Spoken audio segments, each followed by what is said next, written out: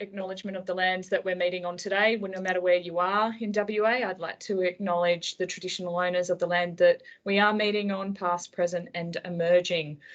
All right, before I kick off into a whole lot of really serious stuff that we need to talk about when it comes to COVID, I would like to take a moment to acknowledge the OSH teams that are online. It is well known and well documented that January is by far our highest risk period as a sector, and the OSH team, you have completely smashed vacation care. Despite staffing challenges, little thing called mandatory vaccinations, you have held a very successful January vacation care program, and most importantly, you've kept yourselves and the children and the families safe during that period. So on behalf of everyone, thank you very much. And I would like to do something that I haven't done before, so this could fail miserably. And if it does, I can see Denise already like waiting, is everyone to take yourselves off mute for a wee moment. And on the count of 3, we're going to give everyone in OSH a huge cheer for the work that they have achieved in the January period, and I'm going to try and fist bump the screen, which could go all shaped. So please join me in doing this so I don't feel like an absolute idiot. But honestly, you guys have done an amazing job in January, so thank you very much. On the count of 3, 1, 2, 3. Hooray! Right. One of the complete fail. All right, so the aim of today is we do have online with me as well some members of the Children's Services Crisis Management team. So for those of you who are new and perhaps haven't been around through other COVID outbreaks, the Crisis Management team consists of some of the managers from shared services in HR, health and safety, finance and strategy, as well as other managers such as Monica from the Family Resource Centre, and the area managers and the OSH management team. And our role is to come together and try and keep ahead of what's happening, because as you can appreciate, everything is moving so fast at the moment. And it's with their help today that I aim to give you some updates from some sector meetings that I've been attending. Luba is then going to, and she's really excited to do this, that's her fist bump moment, is going to take you through the revised risk assessments, because our COVID risk assessments, with the help of Sabraj, have undergone another reiteration, and there are a lot of changes that you and your teams need to be across. And then Bethany is going to take you through the draft response plans that we have in place. And we have to hope and pray that we don't need to use these too many times, but these are the plans that you will follow if there is an outbreak in your service. Then we have plenty of time for questions at the end. So as Annalee has charged ahead and done, please put questions. It's not like I've paid her to do that in advance either. They are just questions from our trainee lady plus TAFE teachers. Oh, sure. I don't want to forget. I got memory like a goldfish. No, I appreciate that. So we've got plenty of time for questions at the end, and because we're so tight for time, can I please ask that you put those questions in the message box, and I'll try and not get distracted by them. I need to learn how to mute that, because you might have goldfish memory and I've got squirrel memory, Annalee, that if I see something shiny, I'm like, what was that? And then I've got some closing comments that we need to make just to reiterate what we're going to do, or what in some meetings is called calls to action. All right. I'm going to be, if I look like I'm looking to the side, it's because I've attended 3 meetings in the last month, and I've kept some notes for myself to make sure that I don't forget anything. So I will be looking to the side. So back in December, and some of the early learning centres would have already heard part of this from me, and I'm not sure if all the information has been shared yet with OSH because of vacation care. But the Department of Health and the COVID outbreak planning team, so the response team that's responsible for responding to all the outbreaks in WA, called a meeting with ECRU, the Australian Childcare Alliance, Family Daycare WA, OSH WA, and some large providers like Camp Australia, Helping Hands, OSH Club, Good Start, busy bees, so on and so forth, to talk about the changes.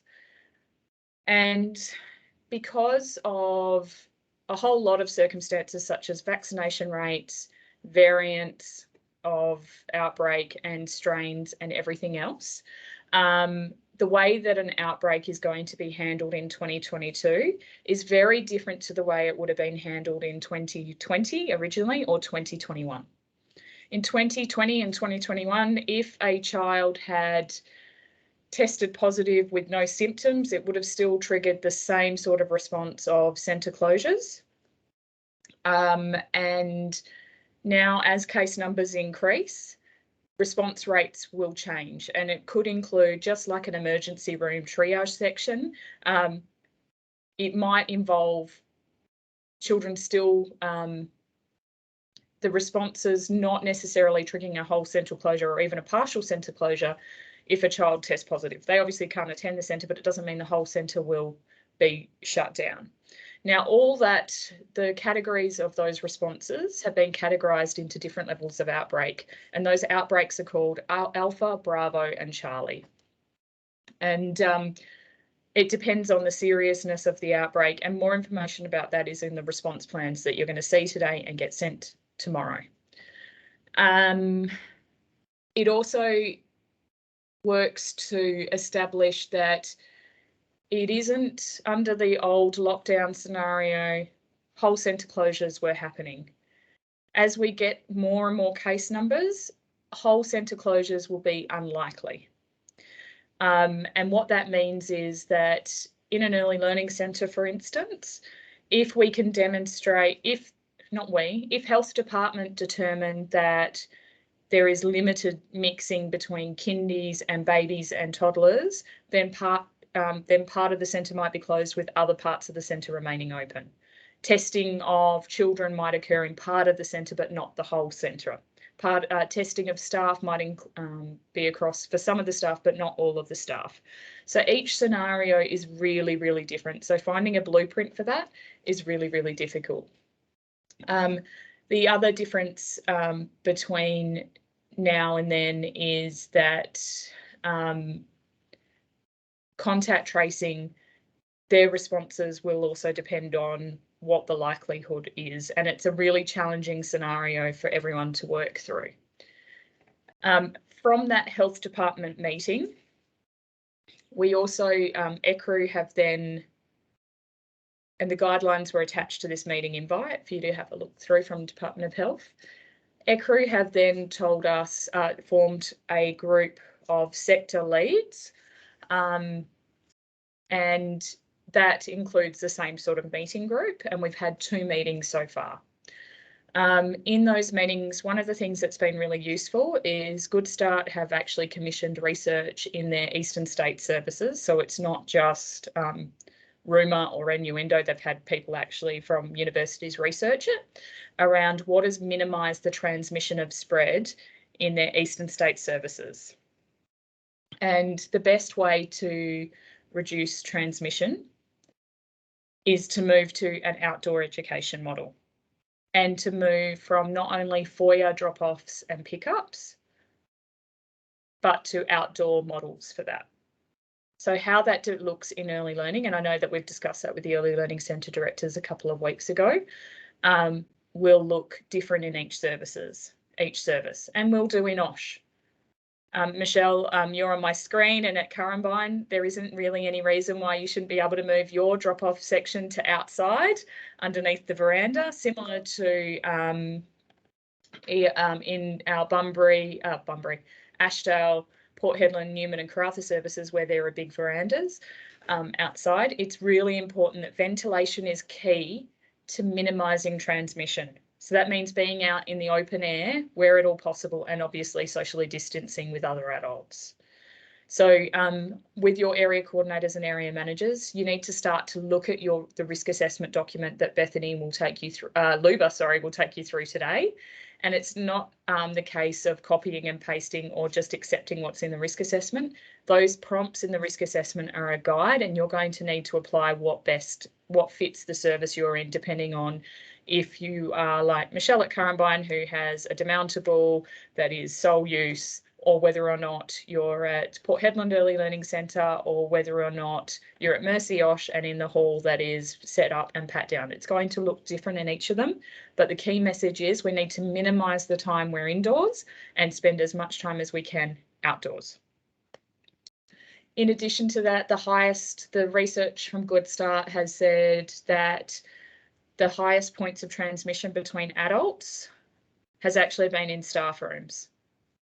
So we need to think about whether or not, and this is mainly an early learning centre comment, I know, Good Start have actually recommended, and going back to outdoor drop-offs, not only did the Good Start research point that out, but the WA Health Department has recommended that families are minimised from coming into services.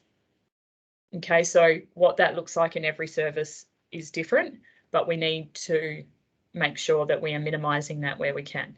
So I'm going to jump back to staff rooms. Sorry about that. There are some recommendations that you either shut your staff rooms down completely or potentially have strict limits, and it's not per metre squared or whatever. The recommendations that have come out of the research is that it's one person in there at a time. Now, I know from, I seem to say this every meeting almost, from the days that the dinosaurs roamed the earth and I was a centre director onwards, Luba, stop laughing at me, is I know that it's always been the case that educators in early learning in particular sometimes like to hang out in staff rooms before and after their shifts and whatnot. That needs to stop now. It needs to stop, as lovely as it is. If people are getting to work early because they're being really, really conscientious, and we love that, we really, really love that, it's not the case to hang out anymore. It's about protecting them. It's about protecting the children and protecting the communities that we work with. So we have to change the way that we've always done things.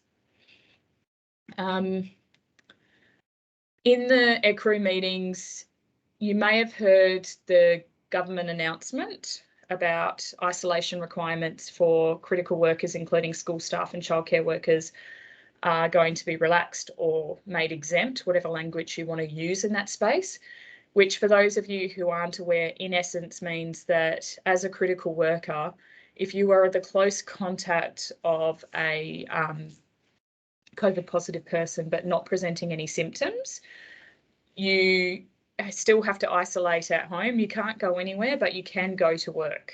But it is subject to rapid antigen tests being taken. Now, in the meeting that I had with ECRU on Monday, one day this week, we had Minister McGurk online, and the protocols for how that's going to work is actually still being getting written by the Chief Health Officer. So those sector leads provided some feedback into that based on their experience in other jurisdictions. So although there's that infographic for that the government's released, the finer details about how often a RAT would need to be undertaken, how we'll access RATs, all that sort of stuff is still getting worked out by the Chief Health Officer. And when I have information through that sector lead meeting, I will bring it to you either through the CSCMT and your managers will share that with you, or we'll call another meeting. In other jurisdictions such as New South Wales, Victoria, Tasmania, and the Northern Territory, the regulatory authority is actually responsible for handing out RAT tests to education and care workers. ECRU weren't particularly keen to take up that responsibility, but Minister McGurk who was in the meeting, had said they're still working through how that will. But in most other state and territories, if an educator is a close contact and they need RAT tests, they will be provided free of charge by the government from a local pickup point, but we don't know where that will be yet in WA, and we don't know how many people will get, because apparently in the other jurisdictions the issue is that you can only go and get 2 RAT tests at a time, which if you're isolating for 7 days might not be enough, but you don't need to take a RAT test on the weekend if you're not working, because it's only for the RAT tests are only for work. And if it was midweek, you could see why maybe if there's such shortage of supply, even though 2 isn't ideal, you can kind of see the logic behind why they're only handing out 2 in other jurisdictions. But it has been fed back that maybe 2 isn't enough and maybe 3 would be more sustainable. So as soon as we know more information on that, we will let you know. If a COVID case has been identified at your service, the health department will contact you via the centre's phone number and email address directly. At that time, you will be given a health department spreadsheet, and that health department spreadsheet is getting worked through. This is actually really real. For those of you who don't know, there were 6 exposure sites in childcare centres last week here in the metro area. So this is now getting really close to home. So we need to know what we need to do. And the sorts of information that we'll need to supply are maps of the service, and in early learning in particular, and in OSH, it's determine what is the possibility of spread. We will need to have the visit data from the visitors register handy. And although we haven't needed it up until now and it hasn't been a requirement, it is now recommended that childcare centres have QR codes. So in the CSCMT, we will be organising for your services to receive QR codes, but they will be for visitors and agency staff only at this stage, because we will still need to show evidence through Quick Kids kiosk of parent sign in and out times. And HR will support us in getting RITEC data and HR contact details for staff, because the RITEC clocking is important for payroll. It's critical, but it's also going to be really important for us to assess who's in and who's out at any given time. It's really important that we are able to get that information in a timely manner. So we'll obviously have access to Quick Kids, so we will be able, in terms of the management team, to be able to jump in and help you and pull that information. What we need from you is to make sure that parents are signing in and out, as always, and staff are signing in and out, and that you've got visitors using the visitors register and QR codes. I need to say that again, that we're using them both for different purposes. If COVID went away tomorrow, I wish, the visitors register is still a requirement under the regulations. Therefore, visitors, as annoying as it is, still need to sign the visitor register and use the QR code. Okay, because they're for different purposes. Beth, were you? It's all right. I'm just writing a comment. Okay. Shay, sorry, can I just quickly say, in relation to the staff contact information, we have recently sent out reminding people and asking staff to update their contact information if they haven't done so. So Yeah. if managers and supervisors and directors could all please encourage people to make sure that we have got the current contact information, that would be super helpful. Yes, thank you, Mel. All right, I'm going to fly through the rest quickly because I'm cutting into Luba's time and she's got some very important stuff that she needs to go through in relation to the risk assessments. Now, one thing that's quite challenging is that the health department will tell us when we can contact families. Okay, so don't assume that just because we know, don't think that if we don't tell families for 2 days that there is an issue. It is very clear that we will tell families when we're health have told us to tell which families. The reason for that is to not cause mass hysteria and to make sure the right families are contacted in the right time, in the right order. Okay. In OSH, it's really important. There's a lot of data from the eastern states that says the health department seem to miss out on you guys in OSH. So if the school notifies you that they've been an exposure site, make sure that you flag that with your area manager, area coordinator very, very quickly, because we may need to reach out to health to jog their memory that we're on site.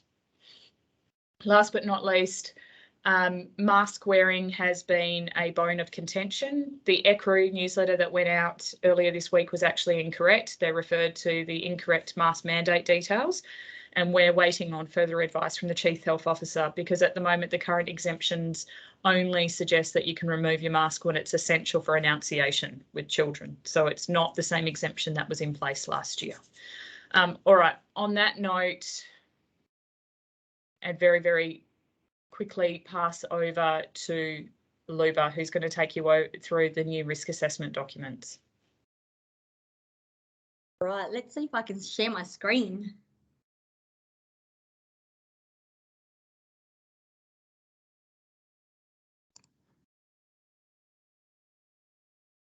Oh, can you guys see my screen?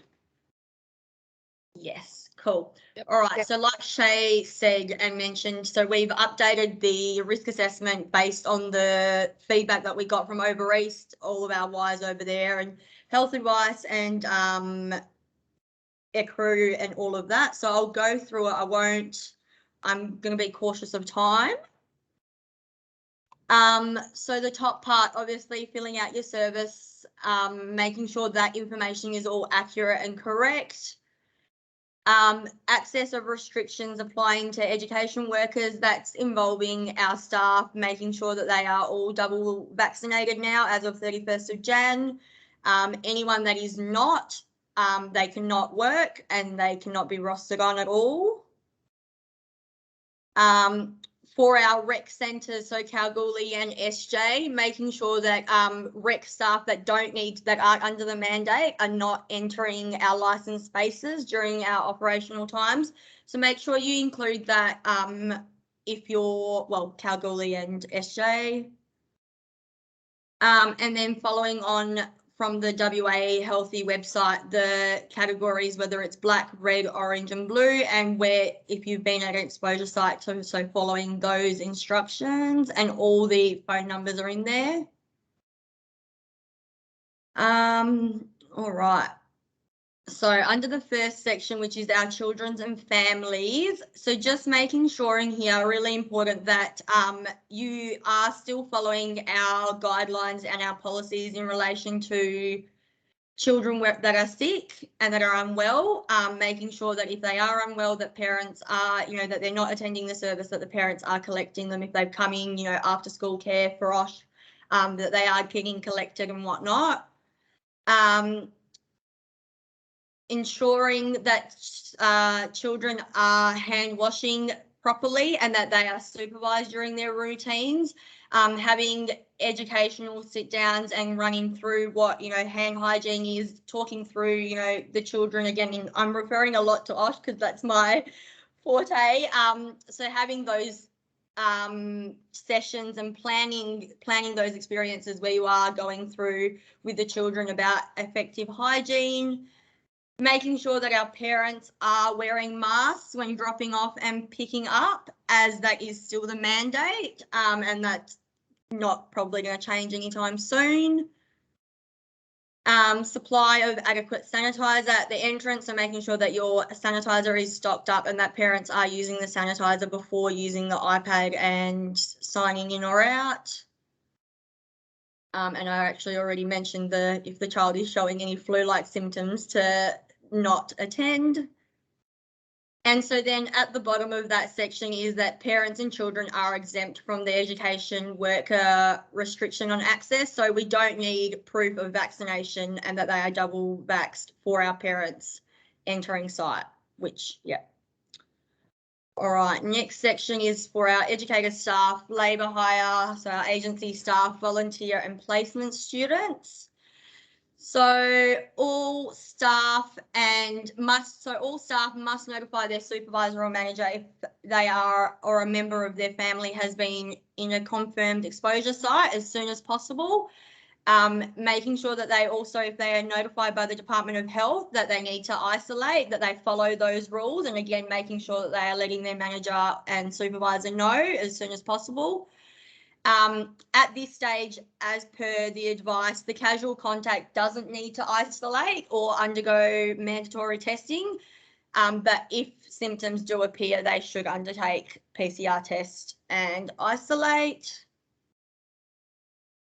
So supervisors and centre directors to complete the COVID-19 incident report for each staff or each child or parent that's come in contact that they are being at an exposure site or have anything to do with that. So making sure that those are completed and then updated when you do have, whether it's a negative or whatever the test results of that are, and just including as much information in that report as possible, and making sure that it is accurate for where it has happened.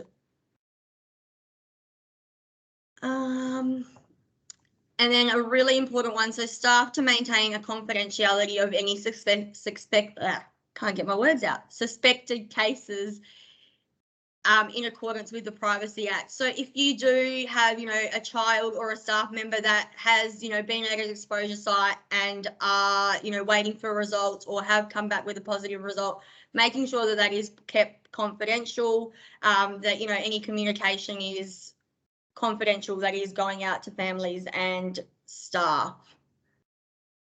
Again, staff to wear masks when at work, and that's again the mandate and hasn't changed, and if it probably won't at this stage or anytime soon. So staff to practice hand hygiene and for this to be regularly audited. Staff to receive the free flu vaccine and to really encourage that and to encourage your team to receive that when that comes around. Staff to implement small group play, staggered meal times and indoor and outdoor play times where possible. And like Shay was saying, it's based on the studies, it has shown that there is a much slower spread when outside. So just setting up your environment, doing afternoon tea, meal times outside where possible. Windows where you guys have got windows to have them open during the day so fresh air can get in, or having your air cons turned on. Adequate cleaning of toys. Sorry, and Luke, just the other part about the aircon, it will come on further on, but you need to check your aircon to make sure that it's not on recirculation mode. Yeah. Okay, and it should also be any doors that can be left open should be left open as well. And I say can be left open because we're not talking about doors that lead to an exit that could be a supervision issue for children. But if your doors are glass sliding doors with a screen on them, those doors should be kept open at all times. Yep, and I think that one does come through again down further. So your adequate cleaning of your toys and your hard surfaces, so making sure that they are adequately cleaned and that it's all recorded with warm soapy water. Programs and services rosters to be reviewed and to ensure staff movement between rooms is minimised. So making sure that wherever you can, that staff stay in the same room, that again, if there is an outbreak at the service, that we can kind of isolate it and not necessarily need to shut down the whole service if possible.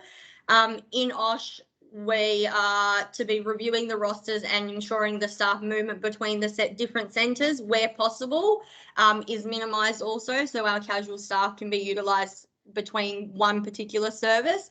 Again, if they were at an exposure site or if they test positive, that we can minimise to how many services, say, we need to shut down. Rooms where there is more than one staff member should be practising social distancing.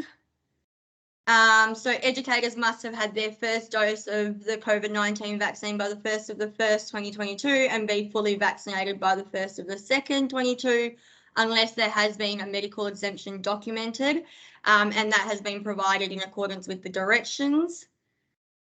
YMCA WA staff who are not employed as educators are permitted to attend the centre, however, must not enter or remain at the approved education facility at any given time.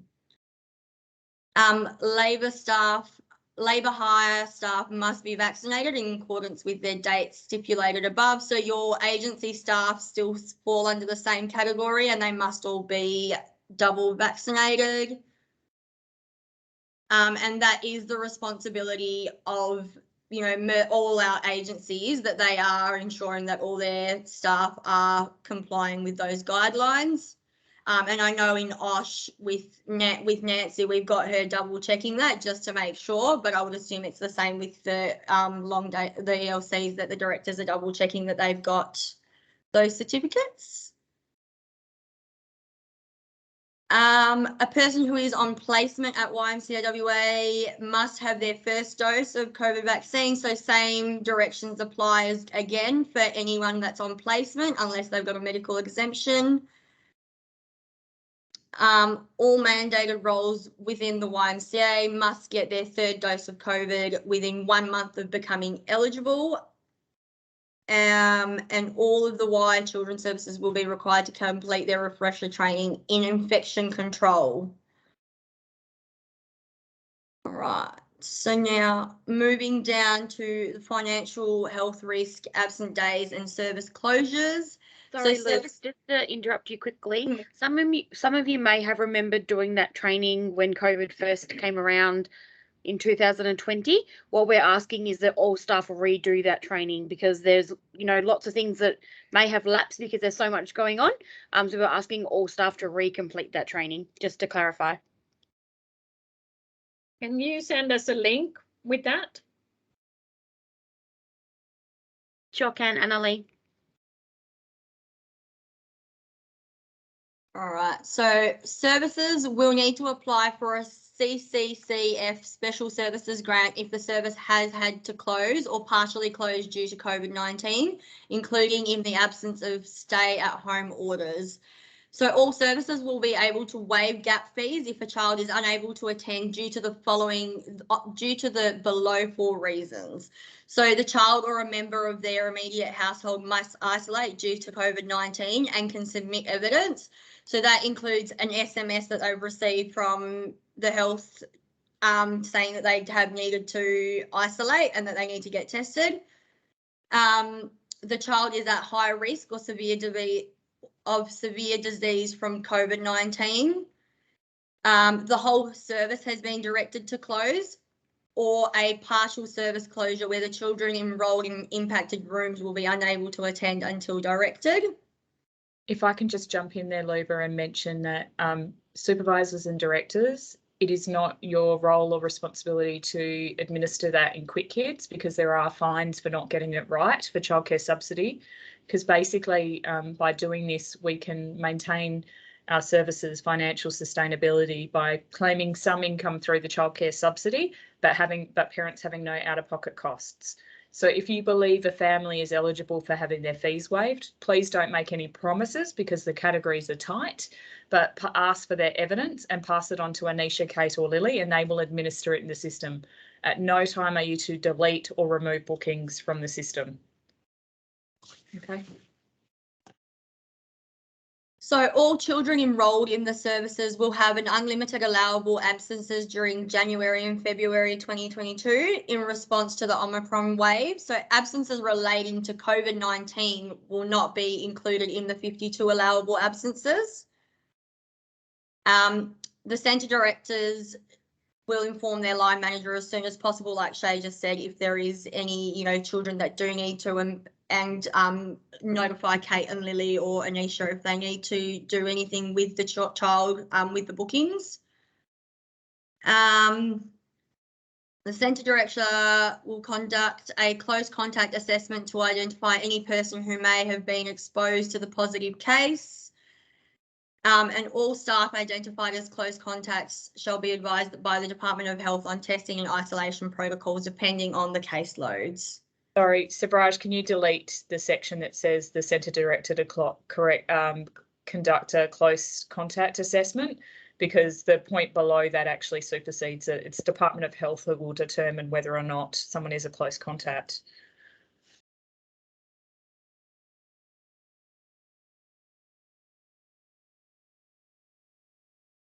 Right, so now we'll do the next section in a minute, please. Yep. Right, so ventilation. So like Shay's already touched previously, so making sure that preference is given to outdoor settings, and like I mentioned earlier, where the airflow is a lot better than indoor spaces. If you are having to go in or use your indoor spaces only, try and spread the children out, spread yourselves out, avoid crowding. Avoid directing portable fans towards any person's face, limit oscillation and turbulence of fans, programs and services to ensure their heating, ventilation and air conditioning systems are regularly inspected, maintained and cleaned. Ensure the aircon system is not being used in recirculation mode, which is what Shay mentioned earlier. And windows and doors with screens to be kept open at all times. And again, with those doors, like Shay mentioned, making sure that, you know, if it is leading out to an exit or to the back of the room, that one's obviously not left open where you'll lose supervision. And services to assess which spaces do not have access to open air and investigate. And so talk to your managers and your area coordinators in relation to, you know, if you don't have enough or you feel you don't have enough open air. All right, and close. Contractors, maintenance personnel and government employees or visitors. So contractors and maintenance personnel are to be advised to sanitize, wash hands on entering the service. Contractors, maintenance personnel to verbally be screened, ensure they haven't recently returned from overseas or interstate. They must leave their work area clean and tidy. Visitors and contractors and maintenance personnel not to be permitted into the service if services are located in a lockdown zone. A contractor engaged at the YMCA WA must have their first dose of COVID-19 vaccine by the 1st of the 1st and be fully vaccinated by the 1st of the 2nd, again, unless a medical exemption has been provided. So Department of Communities employees engaged at YMCA, so any of your ECRU authorised officers also need to be vaccinated and they need to show their proof of vaccination. And like Shay mentioned, all visitors and contractors need to be signing in on our visitors log and using the QR codes once we have them out to you guys. Transporting of children. So during the high caseload, staff should prioritise centre-based activities to reduce the likelihood of exposure. Children to be supplied hand sanitizer when entering the buses. Children to be advised to wash hands when entering the service. Children to wash hands prior to departing the service. Staff to stay informed about confirmed exposure sites to ensure these are avoided. The nominated supervisors to be in contact with schools, outside agencies to be updated if confirmed cases arise in public places. So I think for our OSHAs in particular in VATCare, making sure that you are keeping in touch with the most up-to-date information if you are going out on excursions and that you are touching base with those venues where they're at. Staff to be monitoring children's movements throughout pickup points and observing social interaction groups. And then what we might do is, can we scan through each of the remaining sections and just pull out the key parts that we want to draw people's attention to, because services will receive a copy of the risk assessment today or tomorrow so that they can go through it with their area coordinators or area managers too. So I think the next two parts, I only had a few notes, and that was just to make sure that the centralised drop-off, which is you already mentioned at the start, so making sure that all of the services are looking at their services and their spaces and where they can sign in and out to make sure that they are using the outdoor space where the parents aren't having to enter the service directly. And I think that was pretty much it.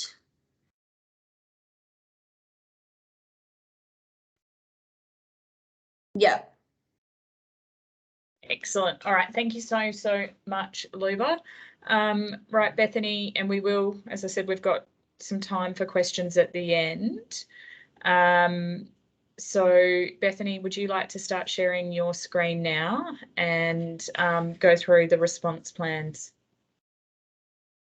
Sure can. Well, I was like, I don't know how to stop sharing my screen. I'm done. Well, good job. Sorry, it's taking a while to load here.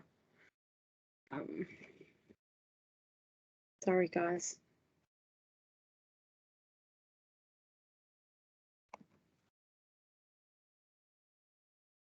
Can you guys? Sorry.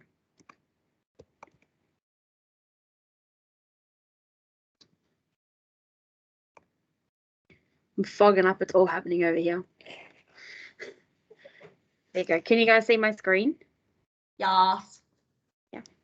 Yep. Okay. So, sorry. Sorry, I'm just gonna turn my computer this way. Zoe has a copy of it. I just want to take my mask off so you guys can hear me properly. So, a lot of this has been covered in the risk assessment, but just to give you guys a bit of an overview, and I'm really mindful of time, so I'll try and go as quickly as I can. It is it can be overwhelming to look at it because it is, as you can see, an 11-page document. However, a lot of it is there to support you so that if your service does become a outbreak or a suspected exposure site, it can support you guys to make sure that you have as much support and all the tools you need to be able to make sure that you can provide as much continuity and also, you know, have a clear mind around what steps we need to take. So, so as you can see here, the management plan, so the Y has, as Luba mentioned, been really monitoring any updates that have been provided by the WA government, and this document has been prepared with all of that in mind. However, as we go through really briefly, you may think of ideas or different things we can add to it. It is a working document, so it's not, this is it, this is final. It's something that we're going to need to continue to add to and make changes to. You'll no doubt see more than a few versions come through in the next couple of weeks as different information comes through to us. So I think it's really important not to save this document to your desktop and then just use that one in future. Just, you know, making sure that we are using the most the latest document at all times. I think it's a really key point that we're going to need to make sure we're monitoring. Okay, so if a parent or a staff member comes to you or calls and lets you know that they have been advised that they have become a they've received the message from the health department, obviously the first point of call is to notify your managers. So the same for your staff, letting them know that, you know, even if it's after hours, please let us know. If it's on the weekend, we will have the Y management team will have our mobiles with us. Please notify us rather than waiting for a Monday morning. That couple of days could be really vital in making sure that, you know, we've done everything we can to reduce the spread if possible. So if, you know, we know that the rest of the team are out partying and we find out on a Friday evening really late, we obviously, as Shay mentioned earlier, we have contacts, we have all of our staff contacts, and I think Melinda even mentioned it as well. We've asked everybody to update their personal details so that we can contact you, you know, over the weekend on your personal numbers if required. So this also then breaks down into the 3-level responses that Shay mentioned earlier. It is really, I think, throughout the document you will see some abbreviations. So just for those of you who are interested, the DOH is obviously the Department of Health, but I think it's really important just to, if there is anything in here that you are unsure of, please don't hesitate to reach out and ask. You can be quite overwhelming, so there's, you know, please ask any questions that you need to, and the management team is here to support you as well, so don't feel that you can't ask those questions. I think it's really important, and I'm just going to scan down because I'm really conscious of time. It is really important. So as you can see here in these underlined green areas, this is what the WA government at this stage has defined as a close contact. So that's where if and when we're notified that the service has become an exposure site, these are the key points that we will be using along with the instructions from the health department around who would be notified of you know, the exposure, and then we'd follow the instructions. But these are just coming from me. I know these have been constantly changing, so this is just something that we would also have to potentially update, but it's really something to be mindful of. And, you know, I think the biggest thing that I note is 15 minutes face-to-face contact. So noting that, you know, when we are interacting with families outside, it's still trying to minimize how long that I guess families are hanging around for. So being able to have a short, brief conversation about the children to make sure, you know, we can still do that transition, but trying to limit it where possible to a maximum of 15 minutes. Oh, pressing the wrong buttons. Again, it lists the criteria around testing, but Luba did go into that, so I'm going to just continue to skip. It goes into the RAT test and the PCR test. So as Shay and Luba mentioned, so children's services staff are classified as critical workers. So they may still be updated, but at the moment that's where we're sort of sitting. So I've left this section in here to show you guys. So ideally at the moment we're sort of still, as I said, this is still a working document. So we're still looking at, I guess, what's going to work best for our the educational, well, our services, to whether or not we can list in here so that it's easy for you guys to track on a daily basis, or on a, you know, depending on when we need to record it, is what your staff are, the people that have been in exposure sites are recording their RAT test or PCR test, whether they're coming back in the negative or positive, and, you know, whether or not that will move to Nintex in the future. It is also very possible that, you know, we may, it's doubling up, but it's just left there at the moment so we can continue to review it. But this section, or the red section, as you can see, may disappear.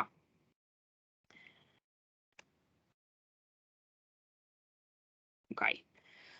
So with the minimizing, as Luba said, of the potential spread throughout the service, so by getting our educators to, you know, be able to minimize the different rooms that they're in, or even the different services that they're working at, can reduce this exposure and reduce the amount of opportunity, like the amount of people that they may become infectious with. So it's really important, I guess, that we're, you know, completing our ratio checks, not that it's nothing we wouldn't already do, but completing our ratio checks and our head counts as we would normally do, just to reiterate that, but with making sure that we're documenting, you know, exactly what staff members are in what rooms, so that if we do have an exposure side at, say, 10 o'clock on a Monday morning, we can go in and we can actually have a look and we can be specific about exactly what staff members were in that room at that time, rather than just potentially writing like 2 staff are in there with this many children, making sure that we're writing the initials of the staff members so that we can trace that back. So then this goes into a little bit around what the deep cleaning procedure, or how that would be determined for each of our services. And again, it refers back to the Department of Health, noting that this may change again at any time, but at this stage, this is the most up-to-date information that we've received. This just, as again, works as a bit of a checklist, so that we can make sure that everything has been covered, so that hypothetically, and, you know, I really don't want to jinx us, but hypothetically, if it was one of our directors that was to become the exposure site or the potential infected person at the service, your team still has everything they need to be able to support the service through this. And I really hope I haven't jinxed something there. Again, it then goes through our closure assessment. So last year, you guys all would have seen you would have completed the closure risk assessment and the closure plan with all of your team with their contact numbers. This is, I guess, it's very similar. So you should have one of those on hand. This just goes through at the time what we're doing.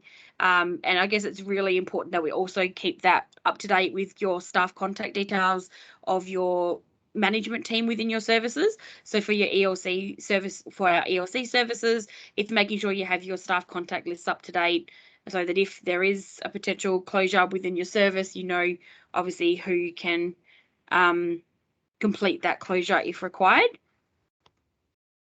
And then again, we do need to follow the instructions from the Department of Health and from ECRU, and that is obviously making sure that we're notifying relevant authorities. So again, this just works as a checklist to make sure nothing is forgotten. And if anyone, when we send this through, if anybody has any thing that they believe needs to be added, or anything that I guess could need some clarification, please don't hesitate to let us know. It's, as I say, it's going to be it's forever going to be a developing document. So please don't hesitate to share any feedback you might have with us. So Braj, one piece of feedback is that we need to move the notification to the front of the document, please, not the end of the document, because we need to get that timing right. Okay. I want you all to be reassured that we have gone through this quickly, but there is so much to go through. So we are going to aim to send these documents out to you by tomorrow. And I'm aware that ECRU have started calling some centres and asking what's in place. It's important that you're aware that the risk assessment is our safety plan, because different people use different terminology, and the response plan is what we're using at the moment, and it will change once we've had cases, which we will no doubt have, as well as once we have more information about rats, isolation outcomes, how we're actually going to document rats and negative tests and all those sort of things, because once our staff are exempt from isolation requirements, we will have to keep on file records of negative tests and physical record, not just a statement, which is in the current Nintex form. So things are going to be changing, but we will have all the documents out to you really, really soon. What I'm going to do is just go to the top of the page to the question. So Did you want me to read through the questions to you, Shay? no, that's fine, Beth. I can do that quickly now. Thank you, though. So, Annalie, you had some questions around, a few questions. Can trainee teachers or students in general still visit on site? Generally, the answer to that, Annalie, is yes, because they are required. So we have to mitigate risk at all times. And teachers and people from RTOs and students are required to be double vaxxed by now to be on our sites. Therefore, our risk is mitigated. We're not letting parents, the reason why the health department would like us to minimise parents being on site is because we don't know, and that we're not required to have their proof of vaccination records. So that's the difference between the two. So yes, as long as QR codes, visitors sign in and out, and all the protocols are followed, those people are still allowed on site. Bethany, you had the question about, can families still complete centre tours and orientations? The answer is yes, but we need to think about how we can do that differently. So Denise, I'm going to put you on the spot in a minute and get you to talk through some of the things that we talked about in a minute, but I'll let you gather your thoughts while I just answer some more of these questions. So Beth Hodes, your question about incident forms, yes, we still very much need to be completing those Nintex report forms. And media response, Sam has responded to that. Basically, we've been informed that Department of Health communications will come from the Department of Health. We will be provided with templates, but we are, as Sam mentioned, getting some approval for some public-facing documents. Melinda, I think Savraj will take down your note about the boosters. It is referenced already in the risk assessment document. It was just further down, but whether or not we need to review it and move it up a little bit into the staff area as well, I'll let Savraj take a note of that. Waikiki, we had a question about giving instructions to children to keep the masks on. If those instructions are essential, that children need to be able to see your mouth to enable clear enunciation, then you can take the mask off, but it needs to be put back on immediately following that. Annalie, the questions about allowable absences, Davisha's just made a really good pickup from some research that Bethany had taken from the government, so we'll clarify that and come back to it. There are additional allowable absences, but we will come back and clarify that. And Pam and Tanya at Dianella Heights, yes, the open airflow applies to all spaces. It applies to offices and cot rooms, so we need to think about whether or not non-contact spaces are in the short term moved, whether or not in cot rooms we change the arrangements or look at air purifiers and CO2 monitors in those spaces. But that's something that we'll do centre by centre because the needs are very, very different in each of those spaces. Savraj, you had your hand up. Yeah, I just thought I'd give the team a bit of an update on the Nintex form that we use to fill out COVID-19 reports.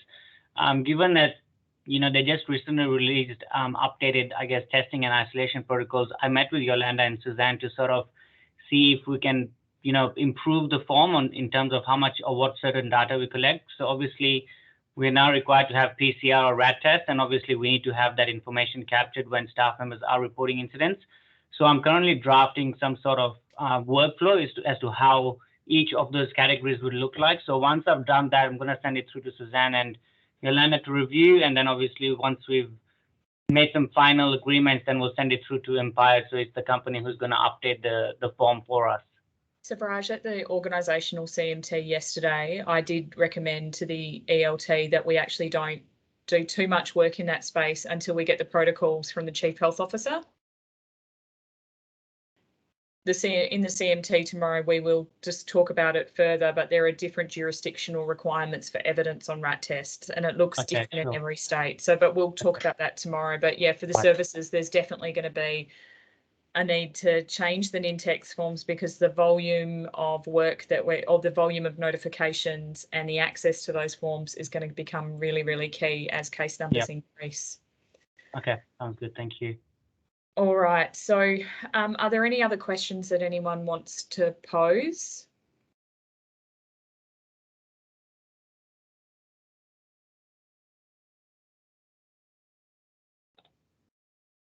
Okay, so yes, Annalise, students have to be double vaxxed by now.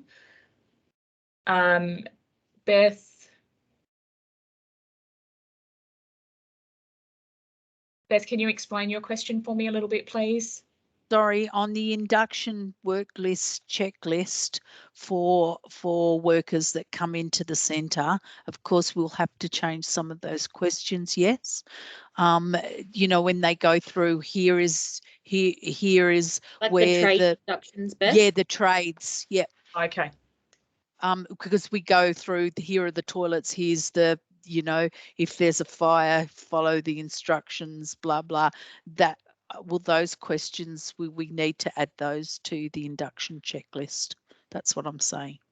Are you talking about whether or not they've been overseas, interstate? Yeah, or or to an exposure site. Okay, blah, blah. so Raj, can you pick that point up, please, for us? Thank you. All right. So just to add to that, just to add on to that from Beth, can we also add on to the service induction checks, like, have you got their double vaccination certificate? So you know how we check that we've got their work safe, their working with children check, their all Work those safe. checklists Yeah. you have to do.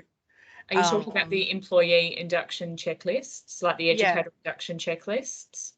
Yeah. Are we able to update those so we have? Yes. Is that the working with children check, is that on there on the educator induction checklist? No, because it's a part of employment, so HR will be collecting. Melinda? Sorry, we have updated the recruitment checklist, which is the document that tells you all the bits and pieces you need before we can issue a contract of employment to someone. That does reference vaccination now. Does that answer your question? No, I think what Kim was referring to was what we might need to just take on note, and Nancy, because you're the one that I can see on screen at the moment, the educator induction checklist, you know, the service specific educator induction checklist, I believe that's Kim, is that what you're referring to?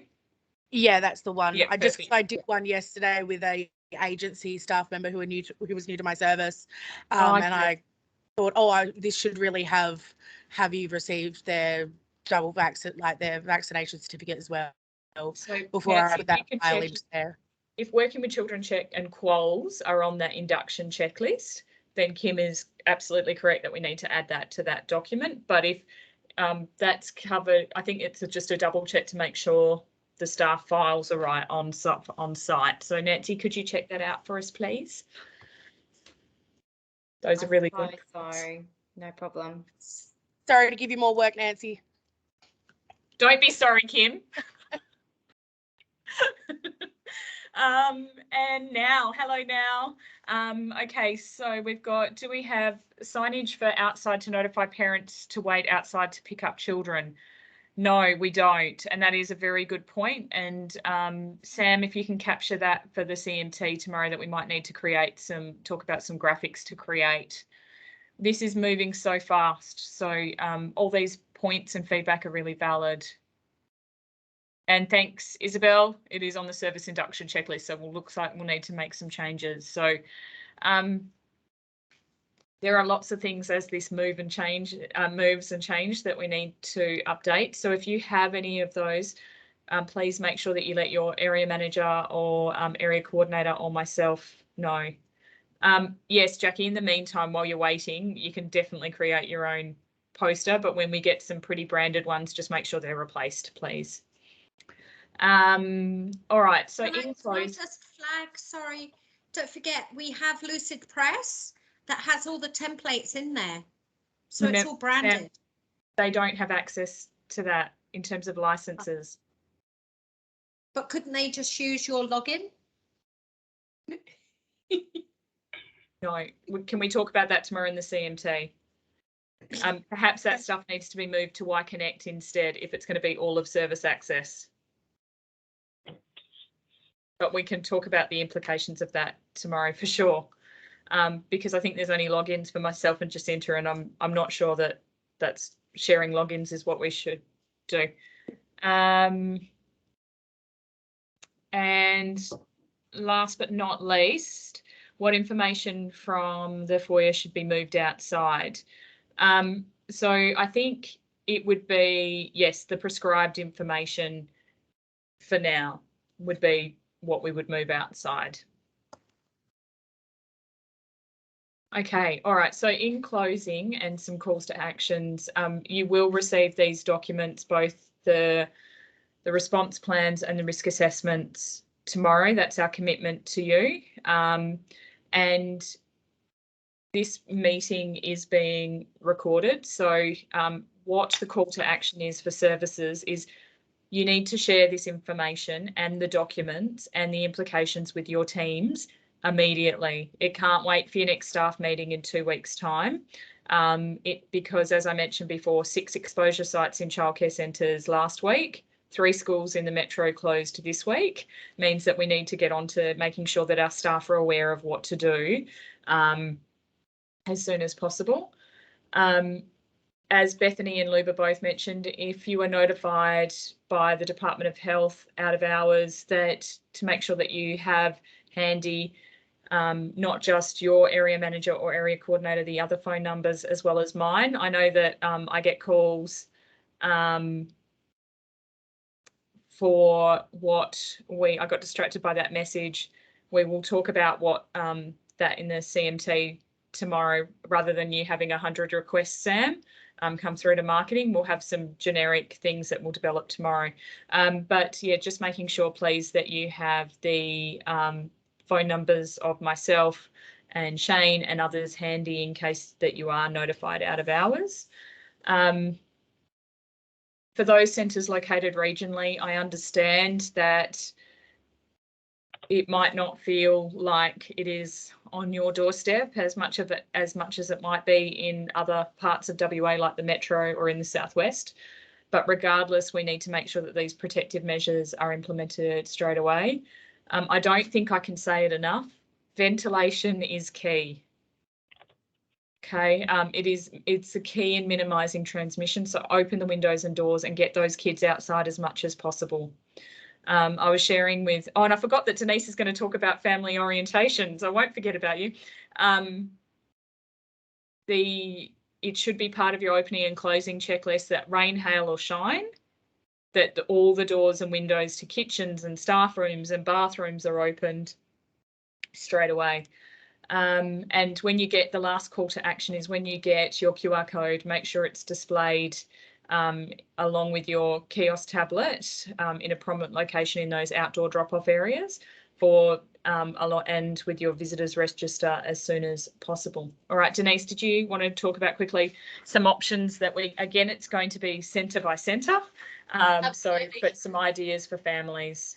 And obviously every centre, as Shay's just identified, is very different. So we have to get creative in what we're going to try and do with parents coming in for centre tours. So some things we discussed was if centres have got outside access where a parent could access the outdoor areas and actually do your tour outside, it still gives the parents access to you to answer questions. They get a feel for what the service is like.